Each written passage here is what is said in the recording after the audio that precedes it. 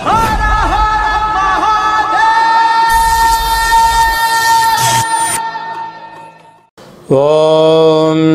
నమః శివాయ. ఓం నమో నారాయణాయ. కర్మ నివారణ నరదృష్టి నివారణ కాల భైరవాయ నమో నమః.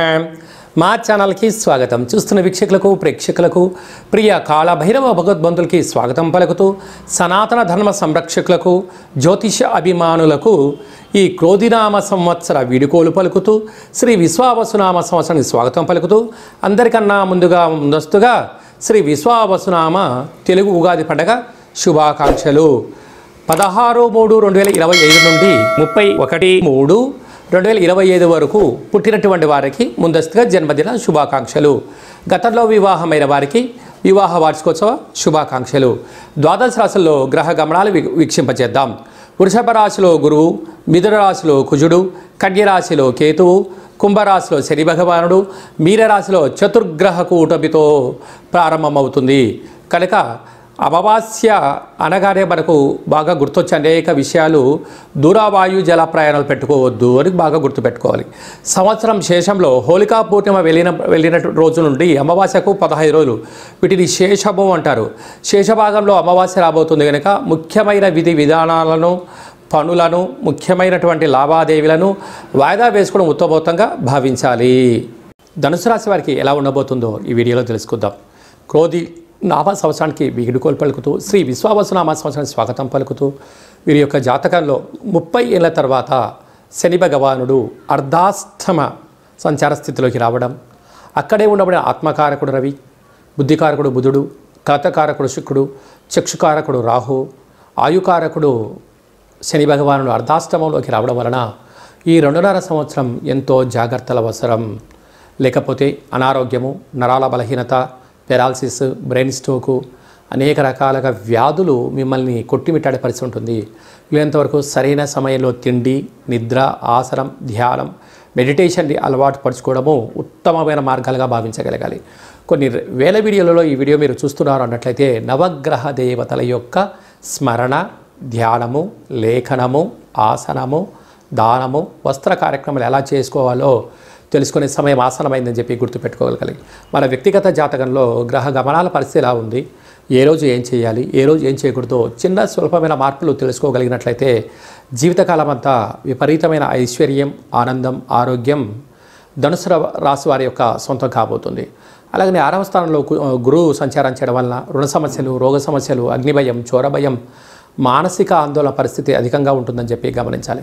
సప్తమంలో కుజుడు సంచారం చేయడం వలన కుజదోష ప్రభావం వలన మీ జన్మ నక్షత్రంలో పూర్ణిమ, అమావాస్య తిథులు ఎందున వీలైనంత వరకు మౌనం, కూష్మాండ దీపం, దిష్టి అవసరమని చెప్పి గుర్తుపెట్టుకోగలగాలి.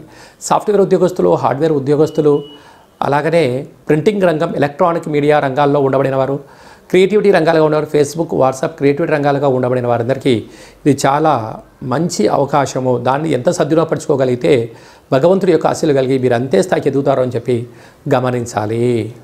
ఈ సంవత్సరానికి చివరికి శేషానికి వీడుకోలు పలుకుతూ, కొత్త సంవత్సరానికి, కొత్త పూర్ణిమకు, చైత్ర పూర్ణిమకు స్వాగతం పలుకుతూ మనం చేస్తున్న అనేక కార్యక్రమాల్లో విజయం సాధించగలగాలి అన్నట్లయితే ఈ యొక్క పాత్ర కంచు పాత్ర అంటారు. కంచు మోగినట్టు కనకము మోగదు గధరాసుమతి అని చెప్పి మన పెద్దవాళ్ళు చెప్తూ ఉంటారు.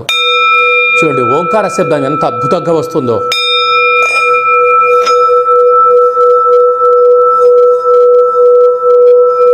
ఈ యొక్క ఓంకార శబ్దాన్ని ఇంట్లో వినిపించడం వలన ఈ సంవత్సరంలో ఉండబడినటువంటి గ్రహ దోషాలన్నీ కూడా తొలగిపోయి గ్రహ ఐశ్వర్యం కలుగుతుందని చెప్పి గమనించాలి.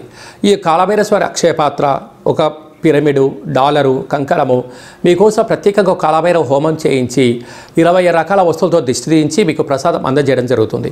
ఆసక్తి గలవారు ఈ కింద నెంబర్ని సంప్రదించవచ్చు. మీ వ్యక్తిగత జాతకం తెలుసుకోవాలనుకుంటున్నారా? మీరు పుట్టినటువంటి తేదీ, నెల, సంవత్సరం, సమయం మీరు వ్రాసి పంపించినట్లయితే సంపూర్ణంగా 100 సంవత్సరాల జాతకాన్ని సవివరంగా వ్రాసి మీరు పుట్టినప్పుడు గ్రహ గమనాలు ఎలా ఉన్నాయి, ప్రస్తుతం ఎలా ఉంటున్నాయి, రాబోయే కాలం ఎలా ఉండబోతున్నాయో సవివరంగా తెలియజేయడం జరుగుతుంది. చాలామందికి పుట్టినటువంటి కాలంలో డేటా ఆఫ్ బర్త్లు లేనటువంటి కారణం వల్ల, రాసుకోలేనటువంటి కారణం వలన మీ పేరు యొక్క మొదటి అక్షరాన్ని అనుసరిస్తూ రాశిని తెలియచేస్తూ గవళ ద్వారా కాళభైరవ ఉపాసన చేత రమణ శాస్త్రం ద్వారా భూత, భవిష్యత్, వర్తమానాన్ని తెలియజేయడం జరుగుతుంది. కనుక జాతకాన్ని తెలుసుకుందాం. ఈ సంవత్సరంలో వీడుకోలు పలుకుతూ, కొత్త సంవత్సరంలో స్వాగతం పలుకుతూ, కొత్త సంవత్సరంలో మన ఆదాయ వ్యయాలు, ఏ పనులు ప్రారంభించాలి, ఏ పనులు ప్రారంభించకూడదో అన్ని విషయాలు తెలుసుకొని జీవిత గమనాన్ని ఆశాజ్యోతిగా ముందుకు వెళ్ళేటువంటి మానవ ప్రయత్నం చేద్దాం. కనుక అపాయింట్మెంట్ తీసుకొని సంప్రదించగలరు. ఇంకను ఈ సంవత్సరంలో అంటే క్రోధినామ సంవత్సరంలో గ్రహాలన్నీ తొలగించుకొని మనకు విశేషమైనటువంటి విశ్వావసునామ సంవత్సరానికి స్వాగతం పలుకుతున్నాం అన్నట్లయితే చతుర్గ్రహ కూటమితో ప్రారంభమయ్యి షష్టగ్రహ కూటమితో సంచారం చేస్తూ పంచగ్రహ కూటమితో అవుతూ మళ్ళీ చతుర్గ్రహ కూటమితో అవుతుంది. ఇది ఎప్పటి నుంచి 16/3/2025 నుంచి 6/5/2025 వరకు ఉంటుంది. కనుక ఇలాంటి కాల సమయంలో గ్రహ నామస్మరణ అంటే నవగ్రహాలను స్మరించడం, నవగ్రహ దేవతలు ఆదివారం అయితే సూర్యుడు, సోమవారం అయితే చంద్రుడు, శనివారం అయితే శని భగవానుడి యొక్క 108 నామాలు రాయడం, ఈ నామాలను కాలభైరవ దేవాలయంలో సమర్పించడం వలన గ్రహదోషం తొలగిపోతుంది. అనేక మంది కుదరనటువంటి వారికి 27 రకాల వస్తువులను మీకు ఇంటికి కొరియర్ ద్వారా కానీ, ఆన్లైన్ ద్వారా కానీ, ఆఫ్లైన్ ద్వారా పంపించడం జరుగుతుంది.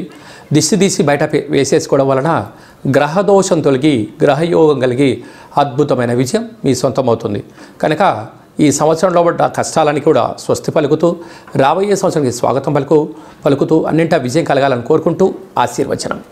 ఓం శతమానం భవతి శతాయు పురుష సతేంద్రియ ఆయుష్యేవేంద్రియే ప్రతిష్టతి ధనం ధాన్యం బహుపుత్రలాభం శత సంవత్సరం దీర్ఘమాయు సర్వే జనా సుఖినో భవంతు లోకా సమస్తా సుఖినో భవంతు సర్వం కాళభైరవ దేవతార్పణమస్తు. హరి ఓం. ఈ వీడియో మీకు నచ్చినట్టయితే లైక్ చేయండి, షేర్ చేయండి, ఆధ్యాత్మిక భక్తి సమాచారాన్ని 10 మందికి చేరవేయండి. భగవంతుడి యొక్క ఆశీస్సులు పొందండి.